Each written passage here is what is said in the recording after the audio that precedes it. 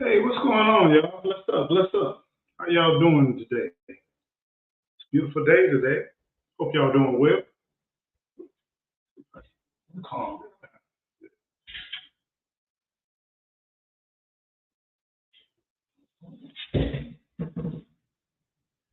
Give me a thumbs up if you can hear and see me. Good morning or good afternoon, I should say. I don't know what I'm thinking about. Good afternoon. What's up, Kathy B? How you doing, Kathy B? Hey, GT Junior. What's going on? All the way from Alaska. How you doing, brother?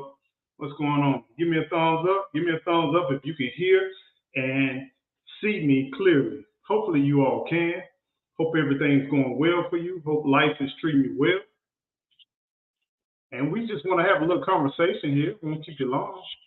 Appreciate you coming into the live. And I'm telling you, the struggle is real, y'all. I don't know about you, but the struggle is real. I already knew it.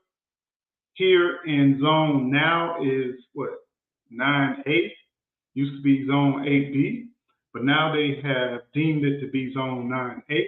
And I think each peak season, what I mean by that is like when it comes to summertime, it's definitely 9A. And when it comes to wintertime, it's definitely 9A. But in between, I think it bounced back to zone 8B. We used to be zone 8B. What's going on? Good to see you all, man. Good to see y'all. Thank y'all for coming in. Make sure Kathy B is already hitting it. Hit the T's. If you're thankful, you know you're thankful. I tell you, OMG. OMG. Last week was a challenging week for me. I'm gonna before we jump on in, I just want to let you all know. Last week I had a serious scare in my life. Something happened to me, health wise. I was doing my greatest. I was beginning a little health journey, and I had a little interruption. I wasn't feeling well for like maybe 1 or 2 days, and then I ran into a situation where in the middle of the night I was struggling. I was struggling real bad, and fast forward, I had to call 911, and we'll talk about that, I guess, in Eco Nation News.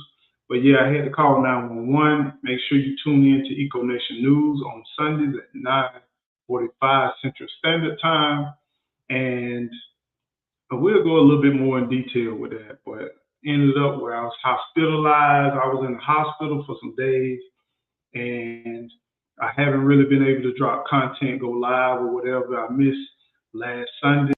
I think I was just freshly out of the hospital at that time. But I had a serious scare, and I'm telling y'all, when I say put some T's in the chat, I'm gonna put some T's in the chat because I'm telling you, we didn't have to be here. We didn't have to be here, but we're here, and thank God, praise be to God that we're here, and we shouldn't take no opportunity when we can do this right here. We shouldn't take none of it for granted because I'm telling y'all, life is delicate, it's precious. We've seen people come, we've seen people go, but it could be us. But I'm telling you, man, I'm so thankful. I'm so thankful to God that God blessed me to be right here right now. And we're here and we're here to enjoy each other and to fellowship with one another. And I'm hoping that you all would enjoy it. And if you got some summer challenges or you got some testimonies you would like to share, I'm going to send the invite to the chat, and I'm going to encourage you to come on up because let me tell you, the summers are not like they normally be. The summers are really hitting. They're hitting hard. We got these new temperatures where we say it's 90 degrees, but it feels like it's 98 degrees. I'm like, if it feels like it's 98 degrees, it's 98 degrees, right? So let's not even play around with it. If the temperature is what it is, what I feel is what the temperature is to me.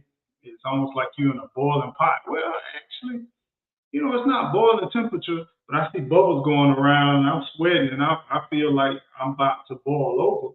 That's boiling to me. So it is what it is. Timothy, how you doing? Good afternoon. Miss All in the Soil, good afternoon to you too as well. Thanks for coming on in. I appreciate y'all coming on in. Make sure you put some T's. If you're thankful and you know you're thankful, go ahead and put some T's in the chat. When we put T's in the chat, what that means we are thankful for life. We are thankful for existence. We are thankful to allow us to have another moment in time. And you know what? I'm thankful for you being here. So I put some T's in the chat.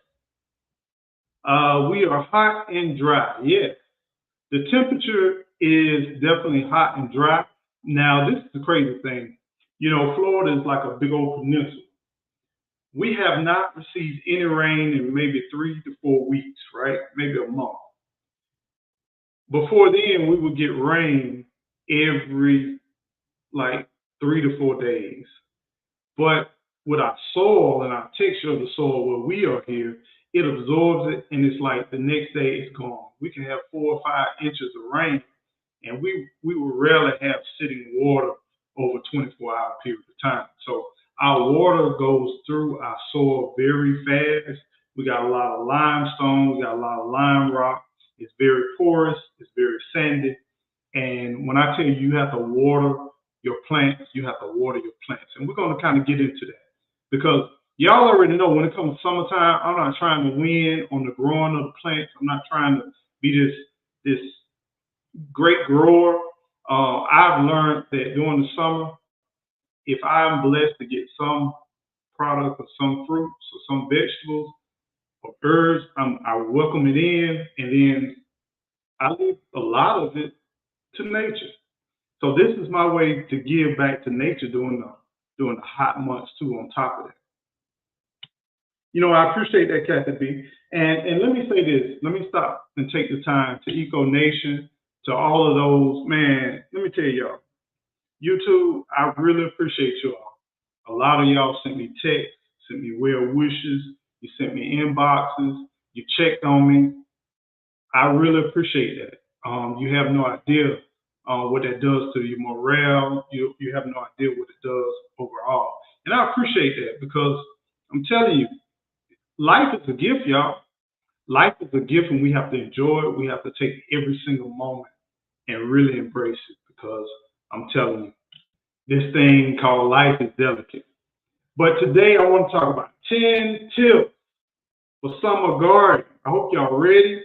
Hope y'all ready to engage. I hope y'all ready to have a conversation. I hope you're ready to share some of your tips as well, because it's not just about me, it's about us being just a collective family and just sharing what we do.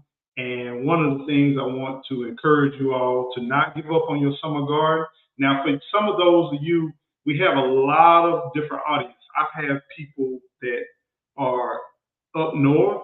I have people down south. I have people that inbox me from other countries, Africa, Brazil, Washington State, Illinois, all over the place. Now, if you are in a northern part of North America, you're probably enjoying this period of time. You're probably killing it right now.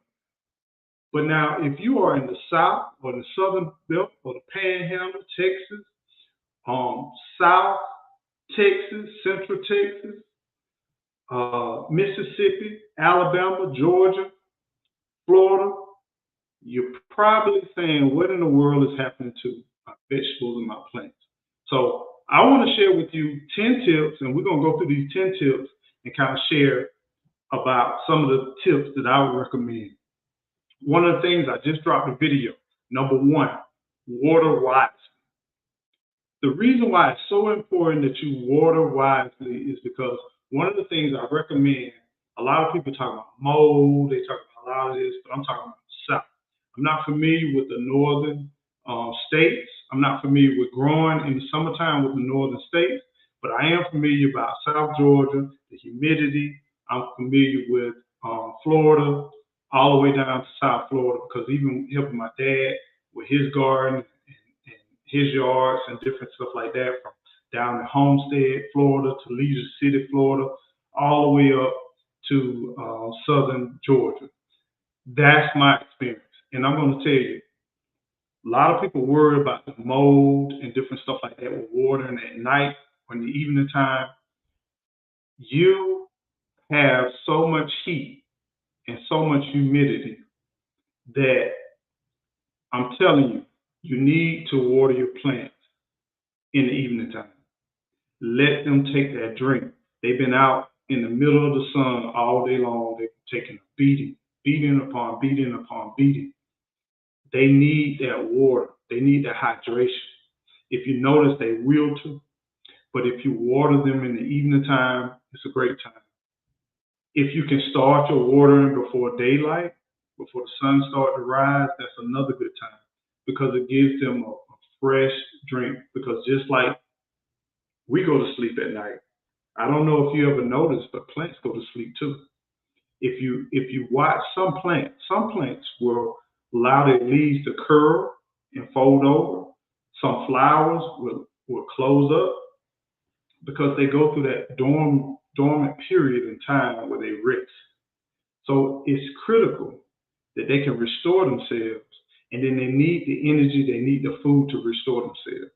So make sure that you water wisely. Early morning is a great time to water because you're going to have that sun that's going to come up.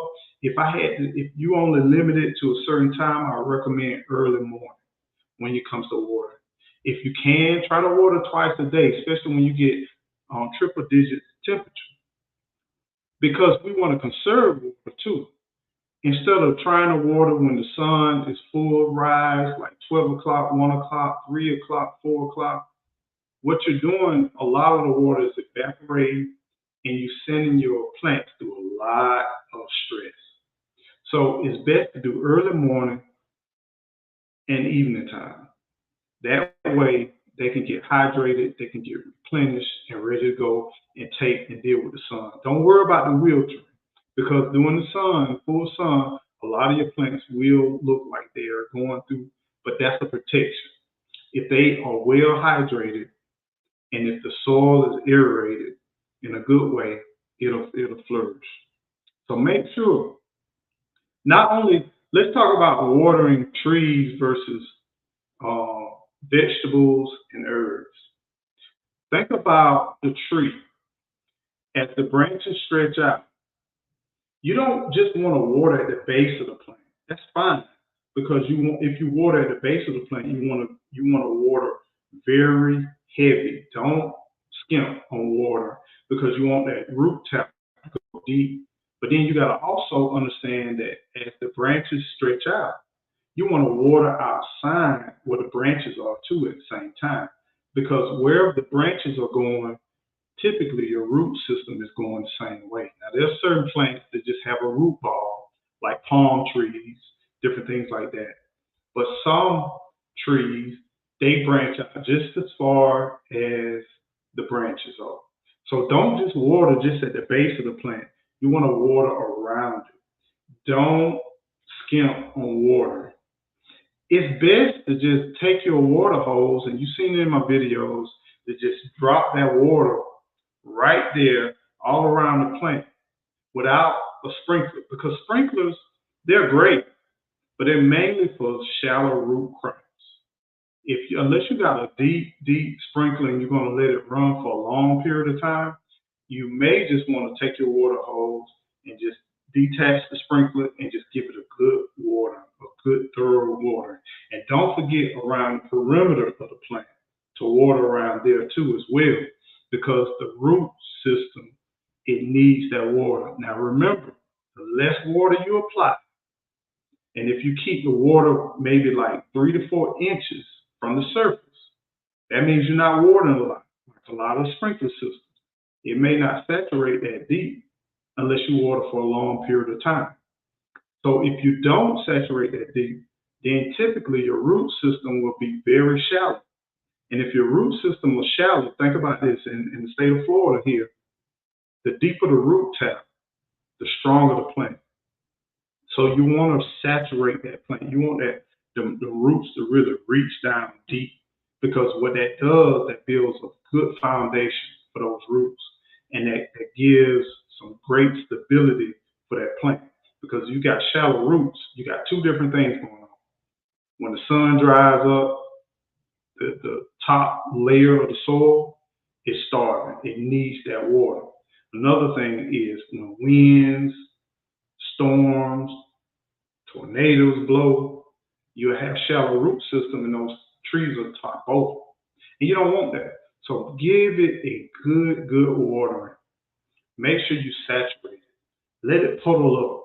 Let it seep down into the soil. Another thing is you make sure you don't overwater because sometimes you can overwater plants. Let the plant struggle a little bit. Let it go through some dry days. Let it go through some days where it's challenged because you do want that root system to get deeper and deeper and deeper. If the only water that tree gets is the water you're giving it, it doesn't have to work that much to go deep, then you're going to have shallow roots. So keep those things in mind. Mulch, this is something I'm guilty of. I'm going to do better as time goes on. We have, like I said, sandy, aerated soil. It has some silt, it has some clay content to it, but you got to go pretty deep to get to the clay content. It's not a lot of clay content until you go maybe 24 inches to 36 inches. Then you get into more of the clay content. The clay content will give stability. There's a lot of nutrients in the clay, but it also, in some root systems, thick clay, which we don't have. You got to go real deep to get that real thick clay. But South Georgia is notorious for that red clay. That red clay got a bunch of nutrients, but you need to add some sand. You need to add some content to your soil to break up some of that clay content. So be careful with mulch because sometimes if you got high clay soil, that clay soil will retain moisture and you won't have an issue with moisture. You just need that root system to be more aerated. So when you drop a new plant in, you plant a new plant. If you got heavy clay content, that red clay soil, go ahead and dig far beyond just where you plant that plant. And then add some kind of soil substrate to it. Maybe add a little sand, add a little potting soil. Well, not just potting soil, but add a little gardening soil to there for the perimeters for the roots to stretch out and to kind of establish themselves. Because sometimes the plants will have a hard time fighting through that clay. Mulch, the reason why you want to mulch, especially in sandy soil, it can retain moisture. It can keep that moisture, and it can also keep the erosion from around the plant. What I like to do when I plant a tree or any type of large fruit tree or something like that, I try to get it a little bit deep, and then I try to build kind of like a moat system around it. So when the rain comes, it kind of holds that water around the plant. Now, if you have a very moist environment, you don't want that. You want a totally opposite.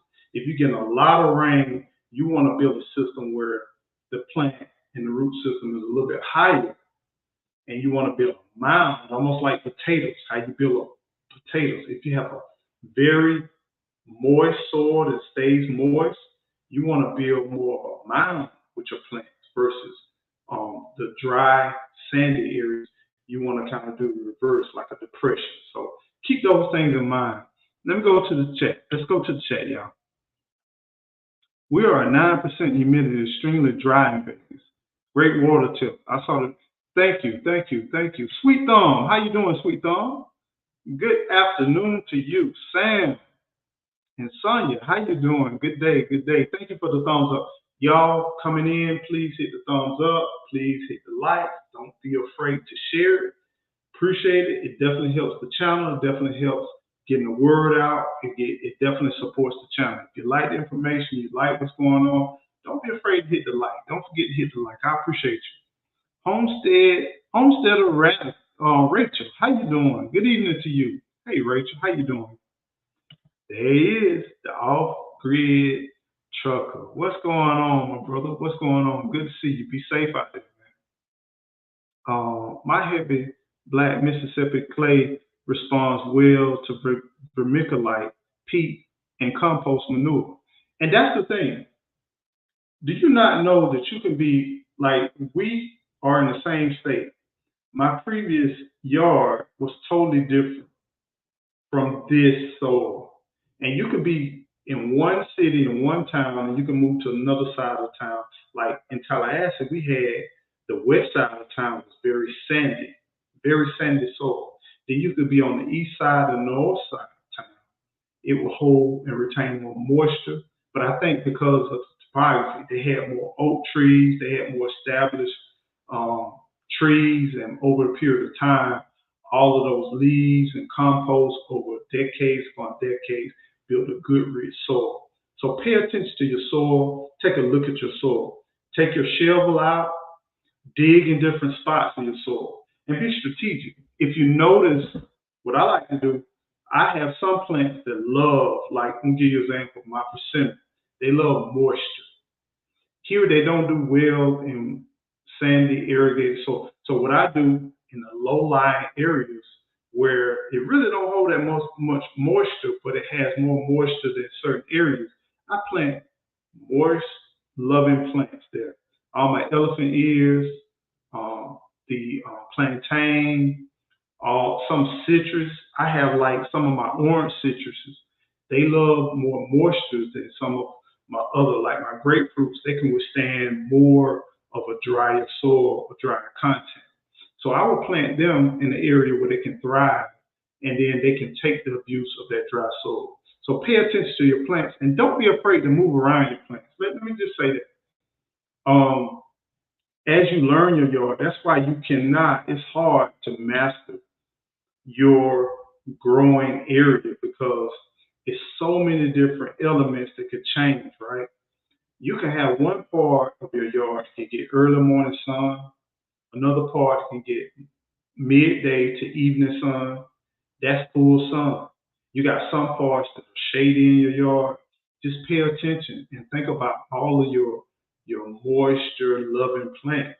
Put them in more of the shaded areas, the areas that hold moisture. And if you got real, like Florida, we got some areas that stay saturated and it's a muck, almost like Mississippi, especially southern Mississippi, Alabama, Louisiana, all that deep, rich, black soil, that clay soil.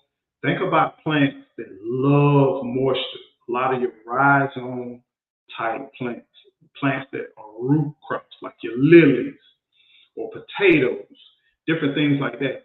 They like to soak it up. Elephant ears love moisture.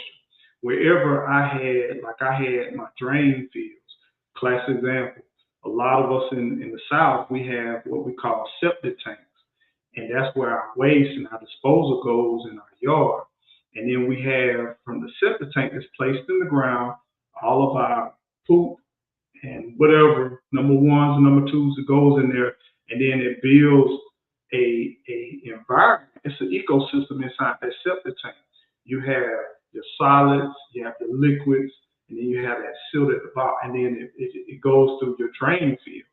Now my drain field, it in my last property, not this property, but my last property, it kind of held moisture. What I did is I put banana trees, I put elephant ears, plantain, all of that kind of stuff. Plants that love moisture, but they were not root invasive. Be careful. Like a weeping willow. You don't want to put that nowhere near your septic tank. Anything that's a tree or root or moisture invasive type root systems, keep them away from your septic tank. But if you do have a wetland area, just say if I had a marshland and I wanted to change some of the dynamics of it, I might put a weeping willow down there because it can retain a lot of moisture, soak up that moisture. There's certain trees and certain plants that does very well and they prosper in moisture and moist environments. So just pay attention to the content of your soil. Let's see. Happy Mac, how you doing, Happy Mac? Good to see you today. Good to see you. Hey, good to see you too, Victor Farm. I hope you staying cool out there in that hot temperatures that you're in. What's up, family man? Good to see you. Got them T's in the chat. That's all right. Thankful, man. Thank you for you and thank you for coming in. Um, yeah, I appreciate that. Off the rig trucker. Let's see. Cucumber, spinach, cabbage, celery, corn, onions, leeks, carrots, broccoli, radishes, Brussels sprouts, light moisture. There you go, right there. I'm gonna leave that right there. Y'all can write that down and put that down together because understand there's certain plants that thrive in moist soil content. There are plants that love it. So even though you might, I know some of the, especially the new gardeners, they might say, "Man, a garden would look fabulous right here. I would love to look out on my garden." But it's that soil, the right content for the plants that you'll be growing. You want to keep those things in mind, making sure that the soil promotes what you're trying to grow. There's nothing wrong with you putting a garden where you like it, but understand the soil content. If the soil content is dry or if it's cakey, or understand what crops thrive in those certain situations. Number three, choose heat tolerant plants. This is summertime. I had a conversation with someone who left a comment saying they love to grow in the summertime lettuce. And I get it, there's different crops of lettuce. I have not been successful here in Zone 9A with lettuce in the summertime. Most of the time, when I grow all of my lettuce or my brassicas or different things like that, I'm more successful with fall, winter, and spring. When it comes down to summertime, I give it to nature because it's just too much. It requires a lot of water, shade cloth, a lot of other things. Now, not to say if I can one day have my greenhouse and control the humidity, the moisture, that I can't grow it. But right now, growing it in the ground out here in this environment, and like I said, it's a lot to go in when you establish a homestead. You got to put in all your irrigation. You got to put in all your plumbing, and we got a lot more plumbing and irrigation to go. So it just takes time. It takes a lot of resources too as well. Maisie, what's going on, Maisie? Good evening to you. Good evening. She's thankful as well. Me too. Me too. Is that Gigi? Hey, Gigi, how you doing? Welcome on in. Thank you for coming in. But yeah, those are some of the things. So things that are more drought tolerant, things that grows well in heat, like tomatoes, peppers, sunflowers, they love it. They love it. Corn loves it as well. Okra is another plant that loves full sun. It thrives and it's resilient too as well. So keep in mind what you're planting. I know it may look good. I know it may be a sale on certain plants during this time. And hint, hint, go to your local big box stores, especially the one with the blue flag. Look at their clearance because right now they're struggling. The plants that they ordered this spring, some of the caregivers are doing their best, but it's becoming more of a cost. And so you can get some great buys. Did y'all see my palm tree? OMG. That palm tree really was less than what retail less, but that palm tree stayed in that pot way too long and it was multiple shoots. I could have divided it. I like the big. It's enormous. This morning I put it in the ground and man, I got so exhausted and overheated trying to put that big old massive plant in the ground. But regular price, $134. I got it for like $42, $43. It was 75% off. Frequent going to your big box stores looking for sales. Walmart have clearance sales. Lowe's, that's where I win at. Home Depot in my area is not as promising because they have an outsourced um, plant resource. They they don't really own a lot of those plants. It's another big box or distributor that maintains those plants. If you notice, you probably go into Home Depot and you don't see Home Depot personnel watering the plants because they bring in these large businesses. And before Home Depot would put in sales and different stuff like that when they maintain their own plants. But now they outsource, and I've watched plants die and not thrive rather than discount them and sell them to you. So just be mindful of that and look for the deals. Also, your local nurseries Talk to some of your local nurseries. Talk to Ace Hardwares. Go by your Ace Hardware stores. Go by a lot of different stores right now in the heat of the summer because a lot of people are not trying to garden. They're not trying to plant, and you can find some great plants. But one thing I wanted to tell you, be cautious of. Some of the plants that are on sale, you're going to have to put in a whole lot more work because they're out of season. And you're going to have to water them like crazy, especially your vegetables and your herbs. Now, not to say it's not a great deal. Get them. If you find a great deal, 50%, 75% off, 75%, how can you lose? If you can maintain and keep that plant, you're winning. You're definitely winning. So, what's up, Brenda? How you doing? Good to see you this afternoon. Good to see you. Let's go down to point number 4. Provide shade. I'm kind of on the fence about shade cloth. Eventually, I may have certain areas where I may do shade cloth. If I got to do a whole lot of work, a lot of shifting, my problem with shade cloths are um, I've seen times where I want to move it. It's like in the morning time, I don't want no shade cloth. But then when it get full sun, I want shade cloth. And it really depends on the position of your plants and where you plant them at in your yard, especially if they're fixed and they're in the ground. Shade cloths are blessings, but at the same time, shade cloths present some challenges. But if you can, and if you know the pattern of the sun or how well it rises, how well it sets, shade cloth may be an option to you as well. So be strategic. And like I said, it's all about placement. You got some shady areas, man, just don't box yourself in where you plant. Who cares if you got herbs and you got vegetables growing into your flower bed? Let's stop thinking like just here's my garden, here's the shrubs around my home. You may have, for example, right now the air conditioners are running. You got the air conditioner running. You have a non-invasive herb, soft root system that loves moisture. You might want to plant those herbs with the condensation running off the AC.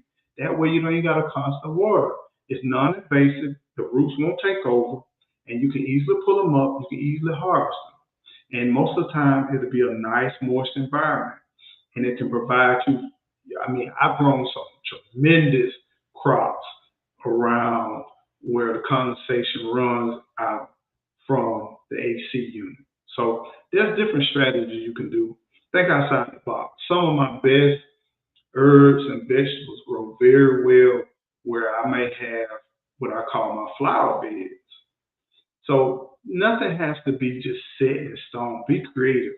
You know, there's nothing nicer than walking around your home, even in the front yard, in the front flower bed, around the side when the sun get ready to set, it's shaded. Some of them can thrive in that shaded environment, right? Early morning sun, um, afternoon shade, they can thrive very well. So just be creative um, and think of some different things. Now, point number 5, pay attention to your soil health. Somebody just commented about knowing their soil. Look at your soil. Don't be afraid to get soil tested if you need to. If you don't want to get quote soil tested, take a look. Get your shovel, get your spade, dig wherever how deep your plant's roots are going to be. Dig in there. If you take a good shovel, a good spade, you can see the different levels, like maybe 2 to 3 inches or maybe a foot of great soil, and then lower, you might find a more challenging situation. So understand your soil, learn the content, how well does it hold moisture, and remember, just because you took a soil sample in one section of your yard does not mean that's the whole totality of your yard. Like I said, there's some areas that hold a little bit more moisture. Some may get more sun, may get more less, and so your soil content may vary. Some may have trees. It may have years upon a canopy where you might have like live oak leaves that just constantly falling, and you might have a thicker soil content for its great soil versus you go into certain other areas, it may be pines. They may have some type of coverage, but it may be very acidic. And so those tomatoes may thrive in that acidic soil. You may go to another area that may not be acidic, you know. So think about those things. Just keep that in mind. Hey, hey, Katina Brooks, how you doing? Good afternoon. Good to see you. Good to see you. Welcome in. Welcome in. Number six, don't forget to feed your plants. They're going through a lot of stress, but don't overfeed them in this sun. But you have what we call fruit producing plants right now, like my citrus right now. My citrus are constantly producing fruit. Once your citrus get established in my zone, you can probably find fruit on that tree year round.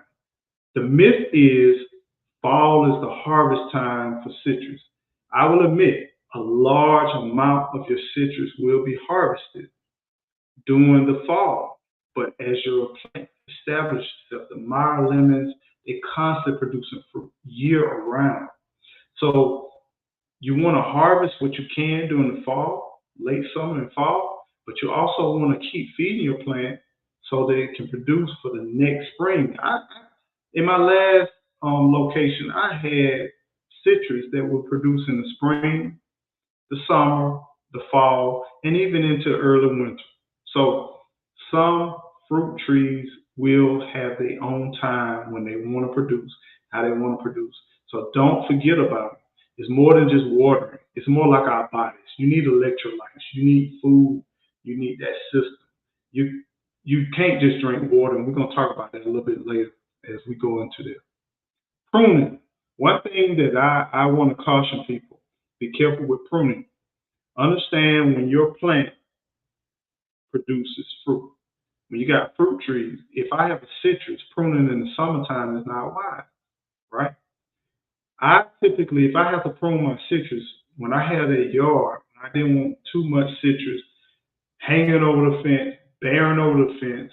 My neighbors didn't eat none of the lemons off of my tree. So I would prune it in the wintertime and getting ready for that early spring flowering and growth. So understand when is the best time.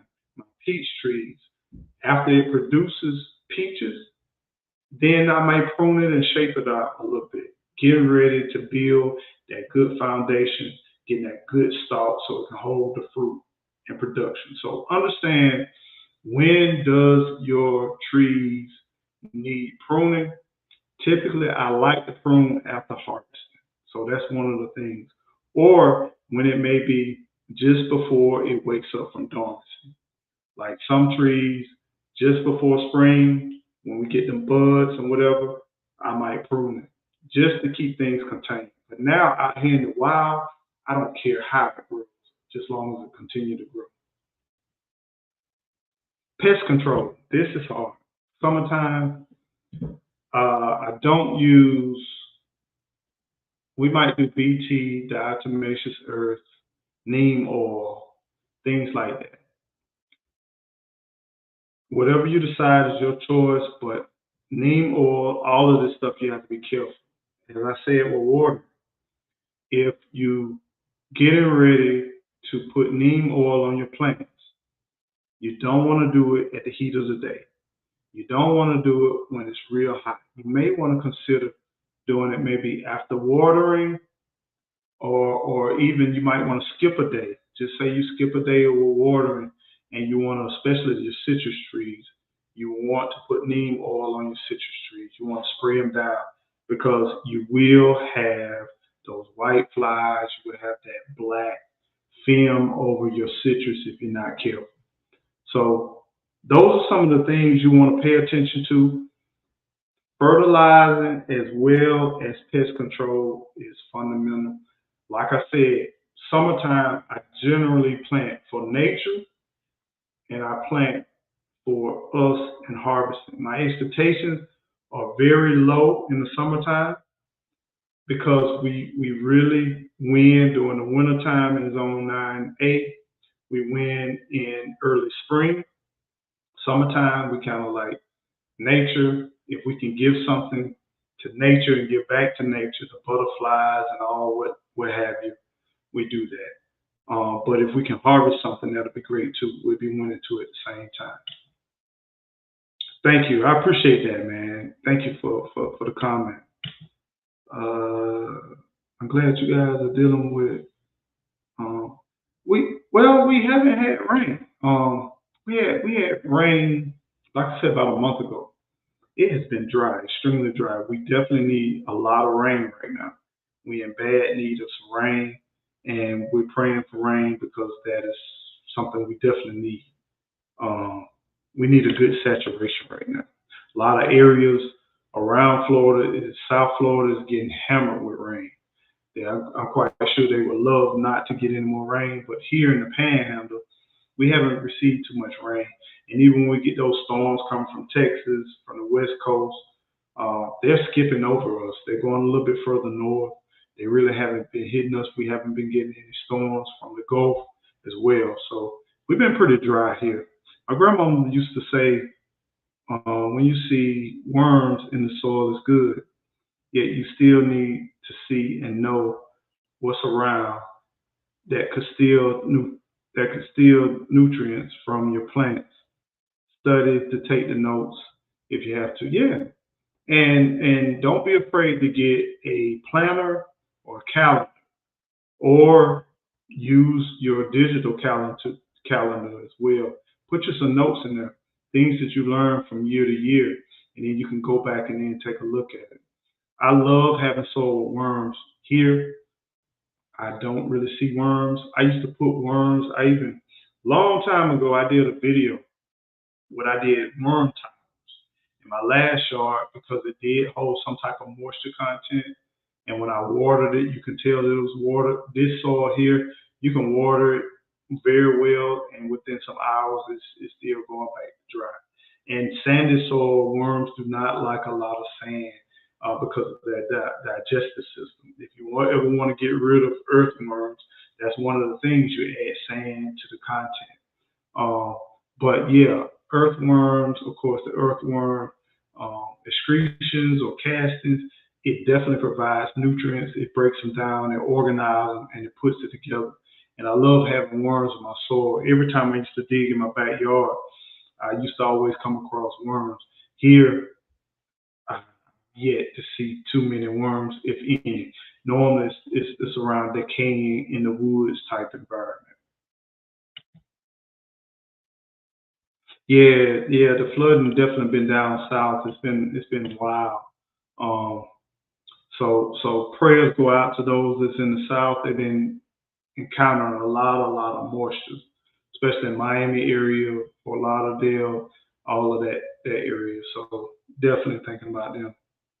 Um, the next thing we're going to talk about is number 9, plant succession crops to yield. Look, don't be afraid to let some of your plants go to seed. Um, let your plants go to seed. And this is what I like about randomly. If you got enough yard, you got enough yard space. Be creative. Plant some plants outside of the quote garden. Let them grow. Let them go to seed, and then let them drop the seed, and then next year you'll see the plants come back. Don't be afraid to harvest your plants. A lot of times when they get to looking rough, they're getting looking bad. We'll pull them up, we'll pull them out the garden, we'll pull them out the raised beds, but we forget to let them go to seed, let it dry out, and then let's take a bag, let's take a Ziploc bag, or even a jar or a mason jar, and let's go ahead and drop some of those seeds in there, especially if we had good, sweet, well producing plants. Have them so next year you can plant the same seeds and then try to yield the same harvest. Not promise, but the likelihood is very high. And then keep remembering the more and more that you harvest those seeds, the less cost and the less impact that you have on the environment too as well. Who is that? Jaden. Hey Jay, how you doing? Good to see you. Good to see you. Yeah, gutters. That's something we definitely need to take a look at. Doing some gutters and also catching some of that rainwater too as well. I think I would love to have like an underground type storage and then have something like a solar power pump to pump from that underground storage to keep that water contained, to keep it kind of cool, to keep it from just algae and all that good stuff too, to keep it dark. So we're looking forward to that. Not quite sure how we're going to lay it out, what we're going to do, but for the future, we definitely plan to get some gutter systems too as well. So number 10, this is so important. We come to the final point. Number 10, y'all, please stay hydrated.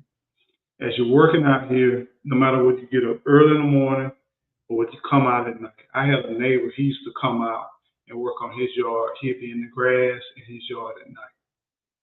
Whatever time you do, you still need to be hydrated. Hydration is so important. We have more and more people that are getting dehydrated, heat exhaustion. You need more than water, right? Sometimes we might need what we call electrolytes. You need your salts.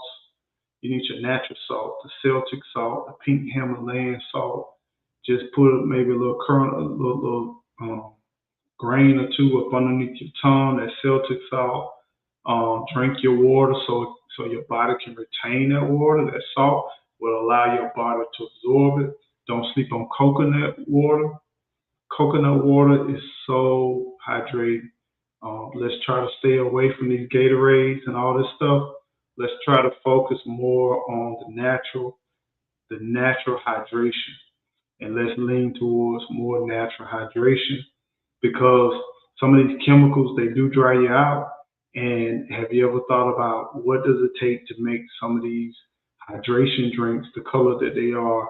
What does it do on your kidneys, your urinary tract system, the sugars, and all that good stuff? So let's try to stay natural. Let's make sure we get hydrated, we stay hydrated, we take care of ourselves.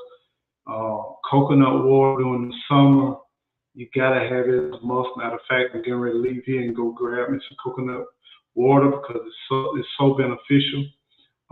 It's getting harder to find. It's getting more expensive.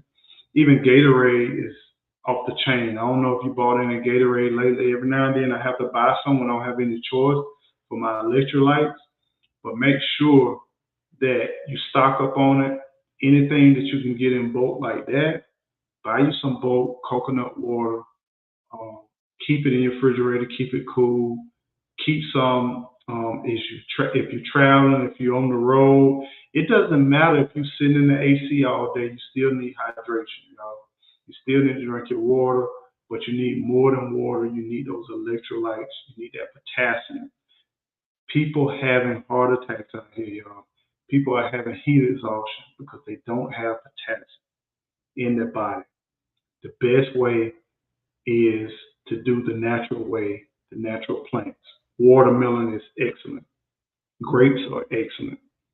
Your celeries are excellent. All of your green leafy vegetables are excellent. It can incorporate more of that. If you find yourself on the go, you're doing a lot of fast foods, you're doing a lot, get your salads in, get your green leafy vegetables in, not just cooking them. Get your raw leafy vegetables in. I'm going to say it once again. Get raw leafy vegetables in. It's so important because you want all of those nutrients, you want the hydration, you want all of that. Sodas are not what we call replenishing, right? So I know some of y'all may not like coconut water. Blend it in with maybe a natural pineapple juice or something like that. Pineapple, not and what I mean by juice, I mean like pineapple, like crushed pineapple, blend it. Get you some blenders. Make you some good hydration drinks. Beets are excellent. Some people say I can't deal with beet juice. Mix you some grape juice, some carrot juice, some beet juice. Put it together. Throw a little pineapple in there to sweeten it up. So just keep those things in mind. You want to stay hydrated.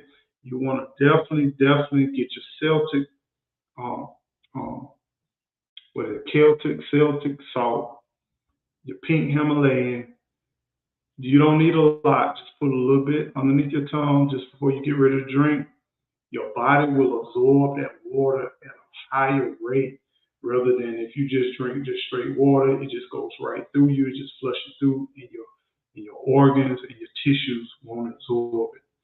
salt, a lot of it has a bad name. The commercial salts are not the best because so many chemicals and stuff like that.